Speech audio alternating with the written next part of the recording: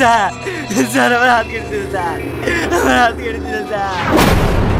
শান্তন শান্তন, আপনার যে হাত কেটে দিয়েছে আপনি কি টাকা দেখেছেন? এক পাকের চেষ্টা করবি না, তাহলে কিন্তু সবাইকে কল করে দেবো। হু আর ইউ? আমি তোদের বাপ, ইন্সপেক্টর সামন্ত। কি রে সেলিম, চণ্ডীদাসের মতন তো সিপ ফেলে বসে আছি। মাছ পালি না শুধু শুধু বসে আছি? এই তো প্রথম টুকা হইলো। ওই বিশু প্রধানের দল আমি করব না। এই মমিন ভাই তখন আমাদের দল করবো নাই বলছে, তাহলে ওকে আর জোর করিস না, ওকে একেবারে স্বাধীন করে দে। তুই ঠিকই বলেছিস।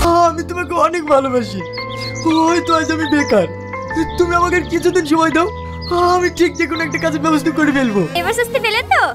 বাবা, স্ত্রীর প্রতি এত ভালোবাসা এই প্রথম দেখলাম। এত করে বলছি, জ্ঞান ফিরলে সব ঠিক হয়ে যাবে। হাত দিস, এই বাড়ি থেকে তোকে বিদায় করব। কাজ নাই কাম নাই, রাত দিন পাড়ায় পাড়ায় টোল দিয়ে বেড়াবে।